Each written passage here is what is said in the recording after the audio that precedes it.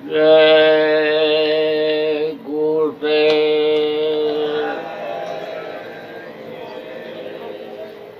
जय गुरुदेव। जय गुरुदेव। जय गुरुदेव नाम किसका, जय गुरुदेव नाम किसका, प्रभु का पावन नाम, प्रभु का पावन नाम। जय गुरुदेव।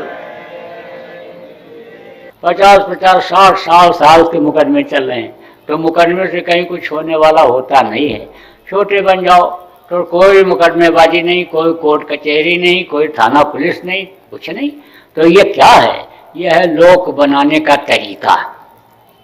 अब लोक बनाना एक होता है, एक परलोक बनाना होता है। लोक बनाना किसको कहते हैं?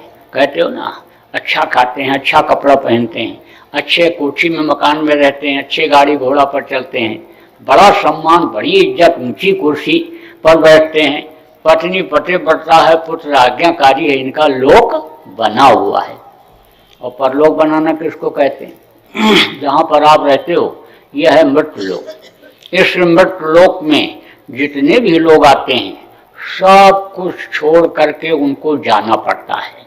चाहे राजा हो, चाहे रंक हो, चाहे फकीर हो, जितने भी आए सब छोड़ करके चले गए। एक से एक बलवान धनवान आए, एक से एक राजा महाराजा आए, शेष साहूकार आए, पंडित मुल्ला पुजारी आए, जोशी विद्वान आए, राम जैसे भगवान आए, कृष्ण जैसे भगवान आए, गोस्वामी पलटू नानक दादू मीरा जैसे मनुष्य शरीर में संत आए, सब छोड़ करके चले गए। तो इस धरती का नियम ही यही है कि जो पेड़ फलेगा वो झड़ेगा और जो आग जलेगी वो बुझेगी। तो यह है मृत्यु लोक। इसके ऊपर लोक हैं, सूर्य लोक, चंद्र लोक, ब्रह्म लोक, यानी सूर्य लोक, चंद्र लोक, स्वर्ग लोक, वैकुंठ लोक, ब्रह्म लोक, पार ब्रह्म लोक, काल लोक, महाकाल लोक, सत लोक, अलख लोक, अगम लोक, अनामी लोक, बहुत से लोक हैं। तो वहाँ भी आओ जाओ, यानी उस लोक के भी सैर करो और यहाँ का भी आनंद लो, तो उसको परलोक बनाना कहते हैं। अब ये दोनों काम इसी शरीर से हो सकता है कि जब यानी कोई जानकार मिल जाता है, तो कहा गया ना, भटक भटक सब भटका खाया और सतगुरु बिन कोई राह न पाया। गुरु तो मिल जाते हैं यानी, लेकिन उनको परलोक की जानकारी नहीं होती है। वो तो बस दुनिया की चीज़ों की जानकारी कराते हैं, कथा भागवत और पुराना इतिहास ही सुनाते हैं। और जो सद्गुरु होते हैं यानी समझ लो, लोक भी बनाने का काम करते हैं और परलोक भी बनाने का काम करते हैं। तो अब आप ये समझो, हमारे जो गुरु महाराज थे वो पूरे सद्गुरु थे। इन्होंने लोगों का लोक भी बनाया, बहुत से लोगों की दुख तकलीफ दूर किया, बीमारियों से लोगों को निजात दिलाया, समस्याओं से निजात दिलाया, यानी लोगों के यानी बरकत घर में दिलाया। गरीब से गरीब लोग जिनके पैर में जूते चप्पल नहीं रहा करते थे, मोटर कारों पर चलने का सुख यानी प्राप्त किया गुरु महाराज की दया से।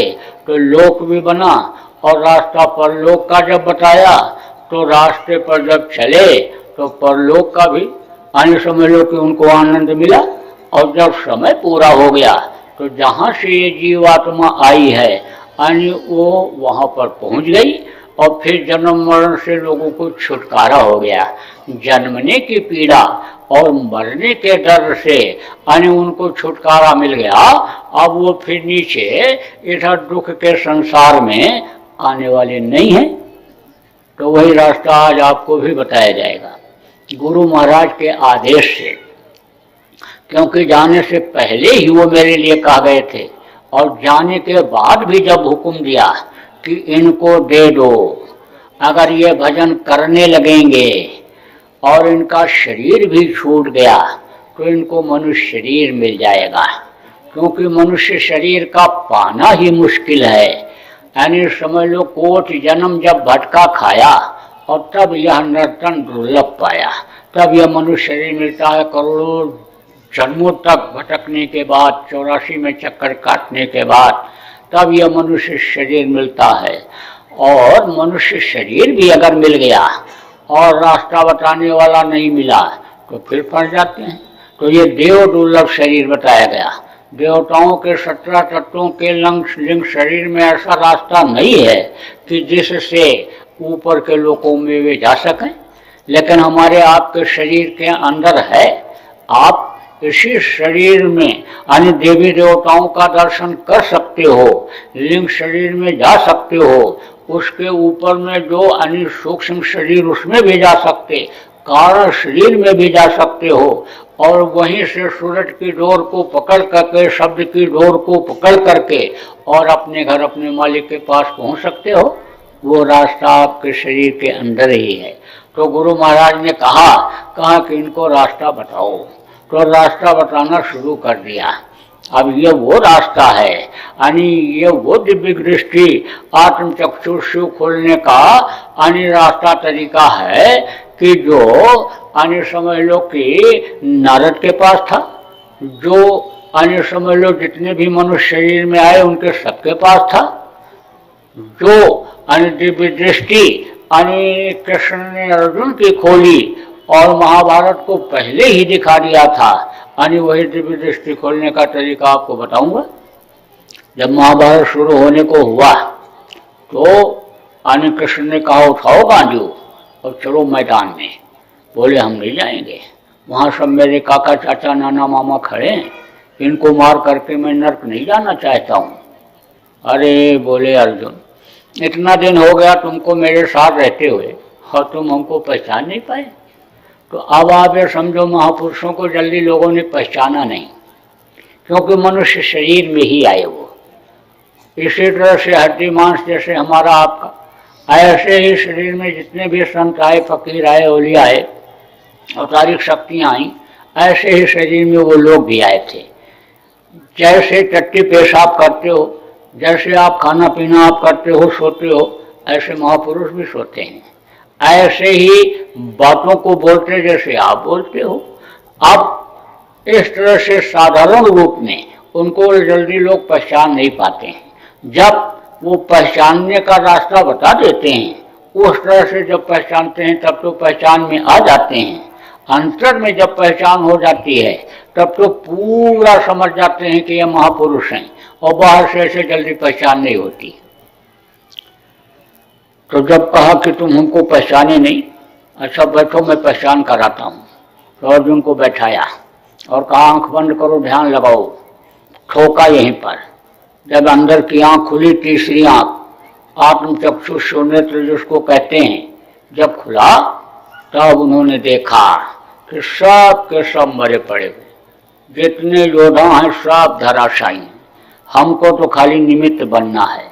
और उठाए गांजू और गए मैदान में, एक तरफ से आंख बंद करके छोड़ते रहे, सब के सब धराशायी यानी समझ लो कि दिखाई पड़े यानी उनको। जब महाभारत खत्म हो गया तो अर्जुन को तो मालूम था, भीम नकुल सहदेव ने सोचा हम लोगों ने मारा, हम बड़े वीर थे, वीरता हमने दिखाई।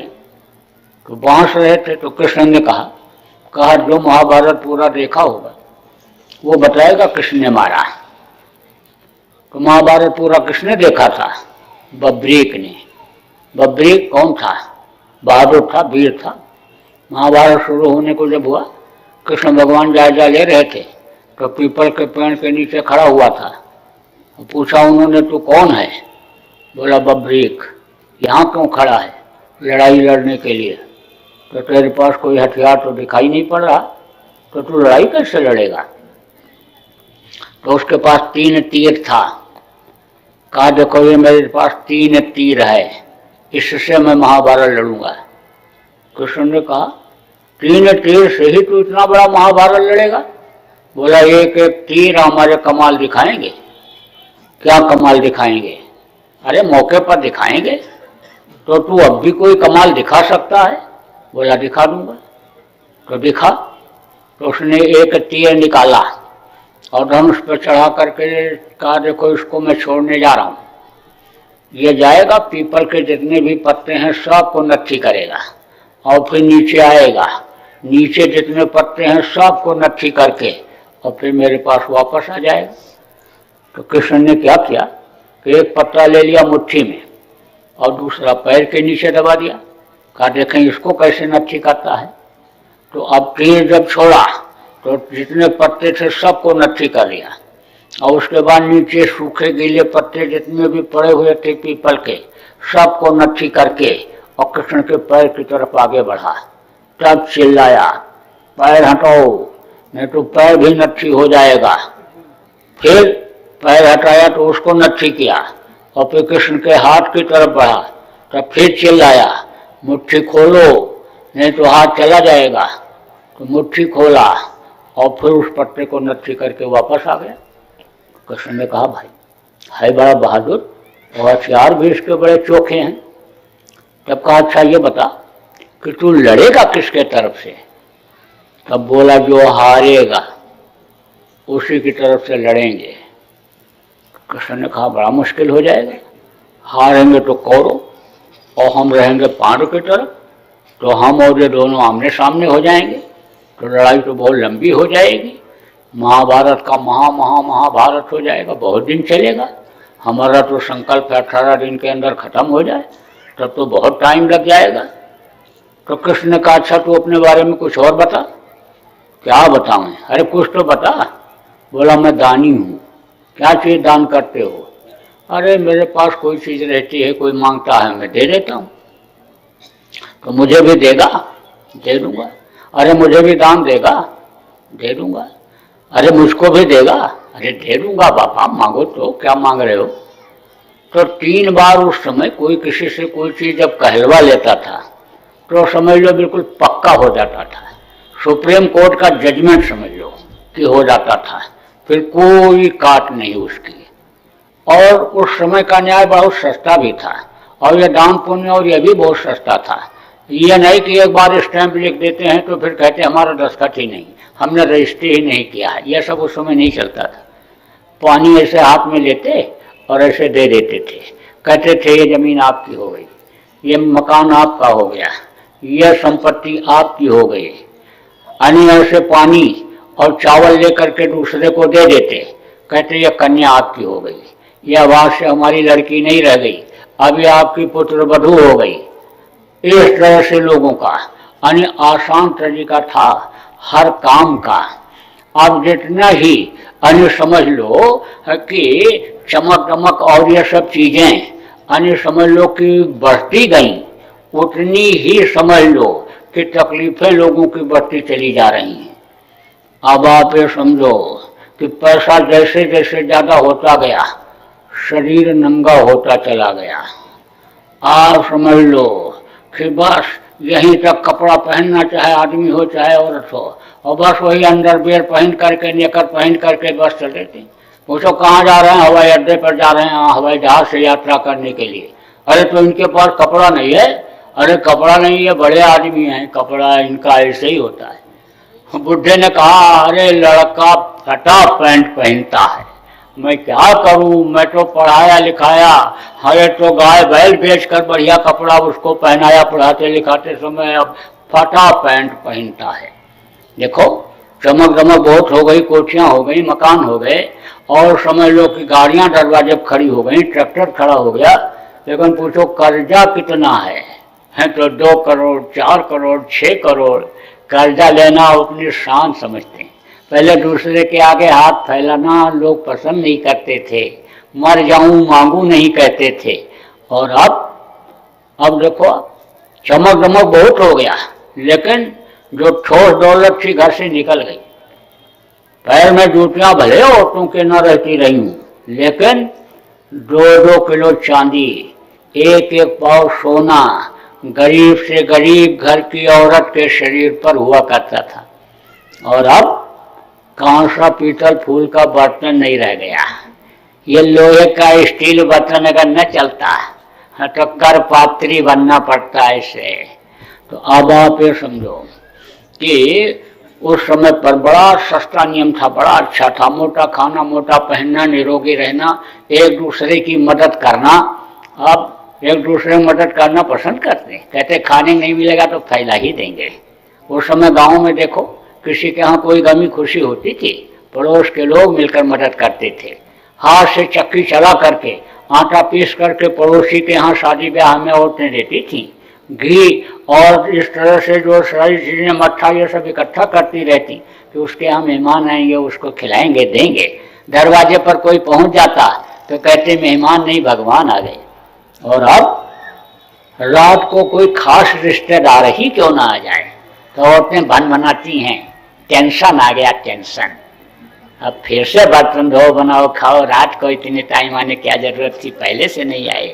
तो अब आप ये समझो कि बहुत अंतर हो गया, और अंतर हो गया तो सुख खत्म हो गया, शांति खत्म हो गई।